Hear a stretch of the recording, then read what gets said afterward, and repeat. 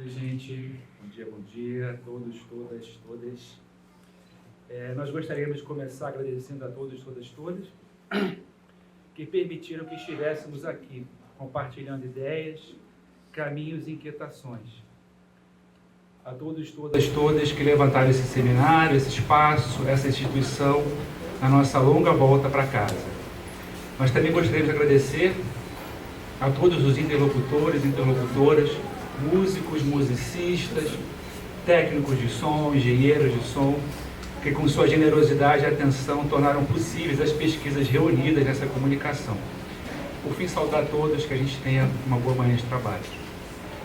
Essa será uma fala coletiva que representa alguns dos trabalhos em curso ao redor da fundação e primeiros passos do NUSON, Núcleo de Estudos Fonográficos. Essa fundação é marcada decisivamente pelo incêndio de 2018, que destruiu parte substantiva do Museu Nacional.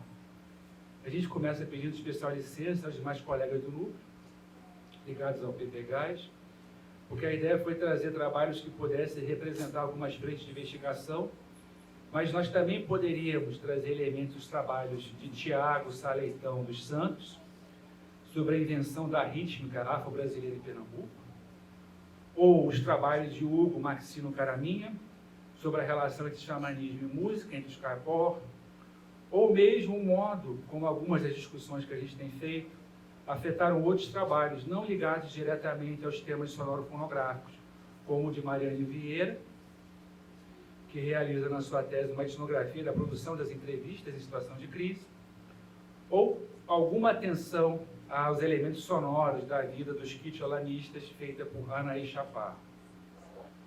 Antes da catástrofe patrimonial que vivemos, já havia investimento em pesquisa, cursos e orientações na etnografia e análise de processos sonoros, especialmente ligados à música, às artes verbais e à história oral. No meu caso, com a chegada a este PPGás, se intensificou a atenção ao caráter de colecionamento dos processos fonográficos, em particular a área da etnomusicologia. Desde pelo menos os trabalhos do compositor húngaro Béla Bartók, em sua fusão do colecionamento fonográfico folclórico com o trabalho de composição nacionalista, nós sabemos o quão decisivas certas tecnologias foram para o registro, salvaguarda e estudo de conhecimentos socioculturais e linguísticos variados. Nos termos de um artigo de Bartók de 36, sobre as razões por que devemos constituir coleções musicais, ele escreve: mesmo que os primeiros pesquisadores amadores intencionassem produzir conhecimento científico, não podiam obter resultados satisfatórios, porque lhes faltava um instrumento essencial, o fonógrafo. Nas últimas décadas, a atenção aos fonógrafos, em especial a atenção aos processos de produção de fonogramas, se intensificou, entre campos como a antropologia, a etnomusicologia, a linguística e a história oral. Nesse quadro, os trabalhos que vem desenvolvendo nos últimos anos, publicados em artigos e antes disso editados no formato de CD, por um lado, eles avançaram na pesquisa sociohistórica sobre a produção de coleções fonográficas, folclóricas, antropológicas, colocando o caso brasileiro em exercício comparativo com outras tradições nacionais de registro. E por outro, avançaram na análise de alguns processos fonográficos, em especial alguns dos registros da coleção Documentos Sonoros do Museu Nacional, que eu coeditei em 2000 e 2010. Nesse exercício, eu cheguei, então, por um lado, ao tratamento dos registros sonoros como dramas fonográficos. E desenvolvi também algumas reflexões sobre os dilemas das curadorias sonoras, ao redor dos problemas da dialogia e do desentendimento que se colocam em arenas de enunciação e escuta multiculturais e de economia política da música tensionada. Mas a tragédia patrimonial de 18, o trabalho de reconstrução institucional que nós vivemos, intensificou a aproximação entre docentes da casa, potencializando uma sinergia entre a antropologia, as ciências naturais, através do compartilhamento de processos de investigação e formalização de questões socioambientais que se materializavam, em especial, no uso de gravadores, na produção de conhecimento científico. Lembro bem do dia que, no meio de uma dessas reuniões intermináveis, um colega da herpetologia abriu um de seus armários de ferro, que estava repleto de gravadores, microfones, e começou a contar animadamente dos estudos de vocalização na área de bioacústica dedicada a anuros e aos dilemas de armazenamento de arquivos fonográficos. Nesse período também se inicia um conjunto de orientações de pesquisa associadas a uma série de cursos dedicados a questões sonoro-musicais, com atenção especial para os regimes orais de organização, salvaguarda e criação de conhecimentos variados. Esse processo teve como marco um curso de 2020 que se chamou Culturas Sonoras, Cultura, Sociedade e Ambiente, em que todos e todas estávamos reunidos, em que materiais da antropologia, da etnomusicologia, da bioacústica e dos estudos de paisagens sonoras foram confrontados. E que se encerrou com uma fabulosa palestra de nosso colega do PPGZOU, da Zoologia aqui do Museu Nacional, José Pombal, intitulada Fonografia e Bioacústica. Foi a partir disso que, entre 21 e 22, ao redor de um pequeno grupo de docentes discentes, se formalizou a proposta e se criou o NUSOM. Para esta manhã, nós traremos resultados etnográficos de 3 pesquisas em curso, a partir das quais traremos reflexões sobre as condições de materialização do som, a organização ritual dos processos fonográficos e as políticas de escuta. Nós ouviremos na ordem de meus colegas Caio Padilha, mestre faz pouco, com tese desenvolvendo questões que desdobram da dissertação, Matheus Marcílio de Oliveira, doutorando, finalizando a tese, e o Daniel Weiner, pós-doc. A gente começa então com Caio Padilha. Eu tenho aqui, obrigado. Bom dia, professor Edmundo, bom dia, gente. Queria saudar vocês, prazer estar aqui. Especialmente o professor Edmundo, que nos últimos anos vem me orientando nos trabalhos de pós-graduação, em nome de quem também saúdo os professores presentes e os colegas também aqui do NUSOM, Matheus, Daniel, professor, enfim. Queria falar um pouco sobre Fabião das Queimadas, que foi um pouco o meu tema na dissertação de mestrado. Entre 1848 e 1928, no Rio Grande do Norte, o rabequeiro cantador e afrodescendente, escravizado, alforriado, Fabião das Queimadas viveu lá nesse período. E praticamente uma década após o seu falecimento, a sua cantoria de rabeca ganha um domicílio gráfico no livro Vaqueiros e Cantadores, de Luiz da Câmara Cascudo, no final da década de 30. A poética sobre o boi da mão de pau, de Fabião, no Agreste Potiguar, teria sido, desde então, atribuída à tradição dos repertórios romanceiros do Brasil e, portanto, virou objeto de interesse no projeto de folclore nacional. No entanto, a revisão crítica contemporânea sobre as ideias de literatura oral ou artes verbais, exemplificadas naquelas cantorias, teria o desafio de tentar devolver ao cantador o fluxo vital e pragmático de alguém que buscava se desescravizar em uma sociedade escravista, ou de alguém que procurava tanger na rabeca as decantações de sua própria vida em meio à crise pessoal de ser preto em uma sociedade racista. Nesse contexto, podemos destacar alguns procedimentos de literatura comparada que fizeram da cantoria de rabeca uma expressão litero-musical associada a Fabião Hermenegildo Ferreira da Rocha, o poeta Fabião das Queimadas. Tal processo teria disparado principalmente a partir das transcrições do Câmara Cascudo, para o já referido livro, né, Vaqueiros e Cantadores. As estrofes numeradas, né, permitiram verificar que as métricas, os ritmos silábicos, as rimas estavam sendo apontadas como provas tipográficas da classificação literária da cantoria de rabeca, sobre o boi da mão de pau, né, sendo então caracterizada como romance, no âmbito daquele colecionalismo folclórico, etc.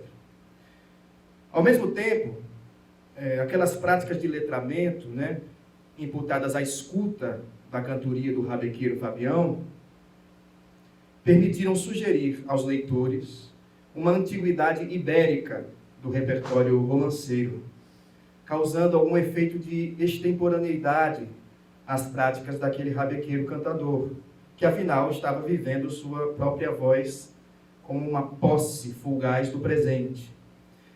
Nesse sentido, podemos destacar o único comentário feito por Cascudo antes de desfilar as 48 estrofes atribuídas a Fabião das Queimadas. Aí abro aspas para o Cascudo. É de notar-se o emprego, vez ou outra, de rimas toantes, como na poética do século XVI. Fecha aspas.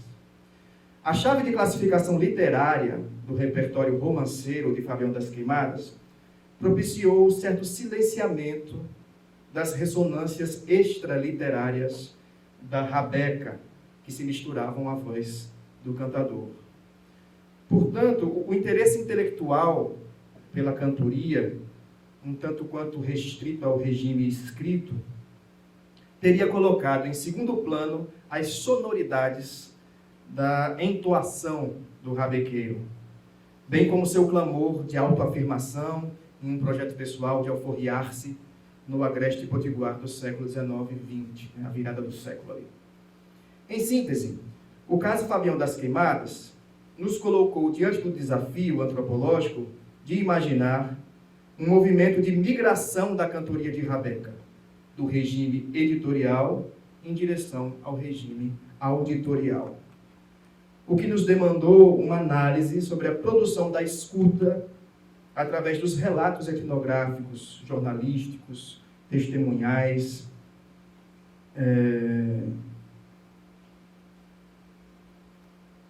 encontrados na pesquisa. Nesse contexto, o objetivo foi identificar as decodificações sonoras que tornaram certos objetos de escuta inteligíveis ao projeto intelectual interessado no repertório romanceiro de Fabião das Queimadas. A fixação impressa das palavras pelo rabequeiro Fabião, ao serem transcritas no livro de Cascudo, como romance do boi da mão de pau, passava a ignorar ou selecionar certos índices vocais e instrumentais no fluxo sonoro que se dava em diferentes contextos da cantoria de rabeca, contextos acústicos, etc.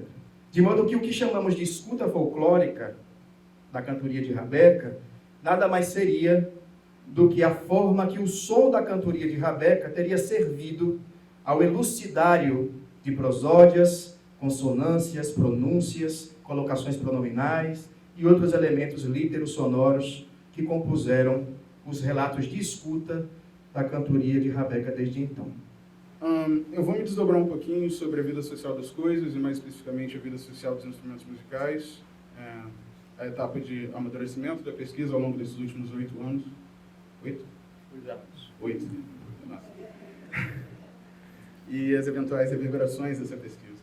Tá? Aqui minha fala vai ecoar especificamente o meu percurso etnográfico, voltado em particular para a investigação, dos aspectos materiais, técnicos, sonológicos, sensoriais e agora ambientais do que eu chamo de prática de luthieria ou regime de fabricação de instrumentos musicais, com foco particular no que se chama cordofones elétricos ou instrumentos elétricos, instrumentos sólidos eletrificados, com ênfase particular na guitarra elétrica enquanto essa epítome da sonoridade ocidental, vamos dizer assim. E, em seu início, a pesquisa se dá um esforço bastante incipiente, vamos dizer assim, de acompanhar o regime de fabricação desses cordofones elétricos, guiado, a princípio, pela categoria muito tradicional da antropologia, do ritual, para observar etapas organizadas a partir de um processo que tem por objetivo produzir efeitos sobre e a partir de uma sonológica social compartilhada em determinada esfera sociomusical, permeada de luthiers, músicos, engenheiros de som, demais consumidores entre Brasil e Estados Unidos. Que predicados, características e valores são materializados em um instrumento musical e em que medida a mão humana, aí, enquanto antítese da precisão das máquinas, que é um valor bastante compartilhado na esfera de instrumentos artesanais, é capaz de produzir e salvaguardar esses valores. Já no meu doutorado, especialmente informado por uma agenda que utiliza o fenômeno do som enquanto instrumento de análise organológica crítica, que é uma parte da etnomusicologia que estuda e analisa particularmente os instrumentos musicais, propondo pensar sobre, através e para além dessas coisas musicais, e como essa pesquisa viu em seu amadurecimento um anterior desdobramento que já aparecia no mestrado agora se tornar fio condutor, exatamente a partir dessa dimensão dos sentidos, da materialidade, da ambientalidade, por aí. Eu tomei como premissa observar, ou com perdão da imagem ouvir, como a dimensão sensorial sonora ajuda a organizar, em alguns cenários, digitar os aspectos materiais, técnicos, práticos do regime de fabricação de instrumentos musicais em variados contextos, aí dos pequenos ateliês e oficinas às multinacionais. Amparada por uma política da escuta, que ajuda a categorizar e hierarquizar esses sons, característica e esteticamente, como essa política da escuta é compartilhada, decodificada e tecnificada por esses profissionais e consumidores desse acesso musical.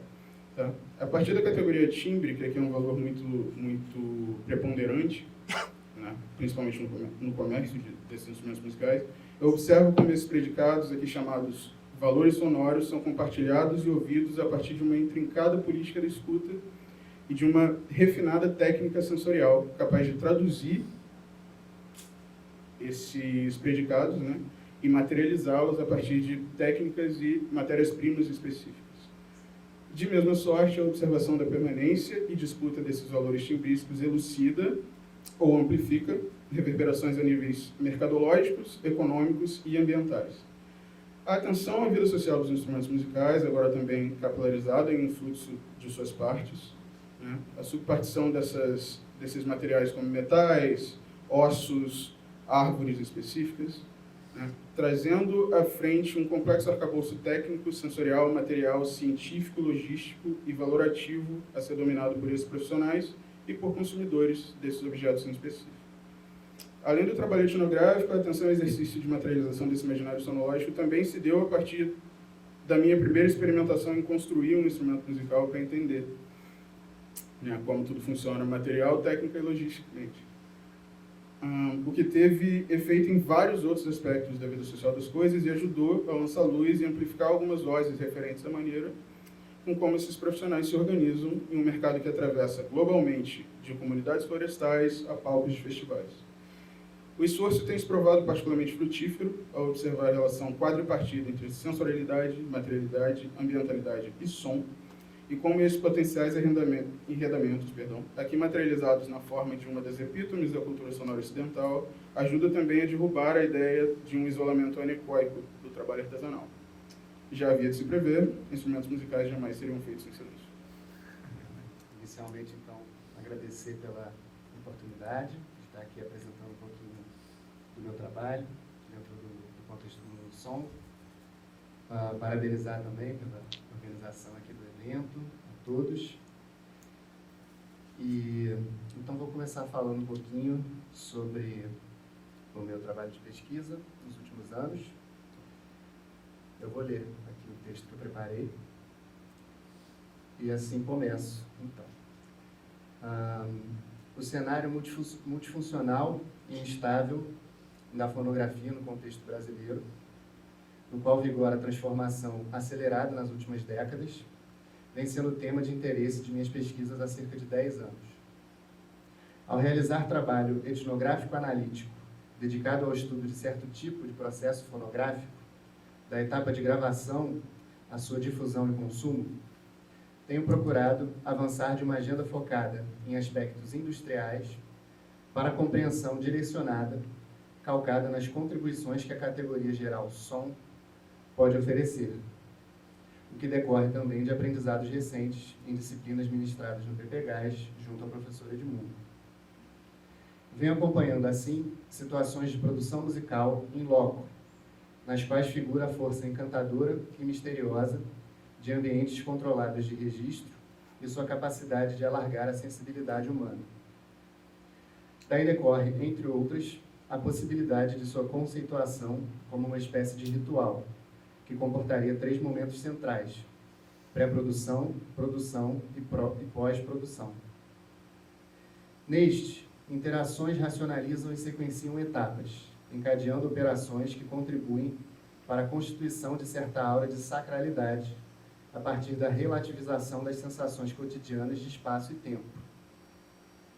Esta situação complexa, extraordinária e liminar envolve técnicas específicas de captação do som e manipulação da escuta, que se associam a diferentes tipos de performances, as quais organizam uma verdadeira audioarte, nos termos do etnomusicólogo Thomas Turino. Ao seguir os percursos dos sinais, palhetadas, convenções rítmicas, desenvolvimentos formais, reparos, edições e transferências de dados, afinal, um observador escutador percebe tentativas humanas de dominar o mundo sonoro, monitoradas, performadas e regidas por decisões constantemente debatidas entre o que se planeja e as surpresas possíveis. A incidência desses procedimentos em relação a 3 classes específicas de artefatos ainda vem se mostrando promissora para o desenvolvimento de novos entendimentos acerca do que constitui atualmente a fonografia. Refiro-me aqui, especialmente, aos ambientes de registro, os estúdios, as relações sociais de produção, marcadas pelas categorias produtor, engenheiro de áudio, músico e outras, e aos objetos técnicos, instrumentos e equipamentos ditos musicais, bem como os usos que deles se fazem. Para ilustrar a complexidade do universo em questão, recupero o frame de minhas experiências de campo, no qual acompanho uma sessão de mixagem em que o engenheiro de áudio realiza um bounce de sinal de caixa gravado em uma das faixas de um extended play, a fim de salvá-lo em seu banco de dados.